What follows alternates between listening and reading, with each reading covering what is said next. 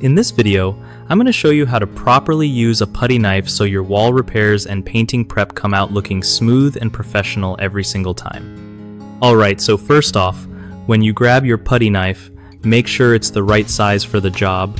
Smaller blades are perfect for tight spots and bigger ones for wide areas. Before applying putty or spackling, clean the surface so there's no dust or loose paint, or else it won't stick right. When you scoop up the putty, don't overload your knife. A thin, even layer works way better and dries faster. Press the putty into cracks or holes firmly, but don't go crazy pushing too hard or you'll end up with lumps. After spreading, run the knife flat over the surface at a slight angle to smooth everything out like a pro. If you're removing old paint or peeling stuff, gently slide the blade under the flaky parts and scrape without gouging the wall. Always clean your putty knife after each use, dry it off and wipe away any leftover material so it stays sharp and ready for next time. And finally, patience is key. Let the putty fully dry before sanding or painting over it to avoid cracks or bubbles.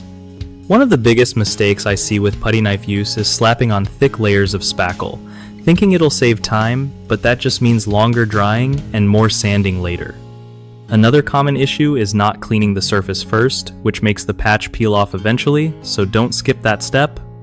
Lastly, using the wrong type of putty knife, like one that's too flexible or too narrow for your repair, can make the job way harder than it needs to be. The fix here is simple. Pick the right blade size and type for your task, prep your surface well, and apply thin, controlled layers.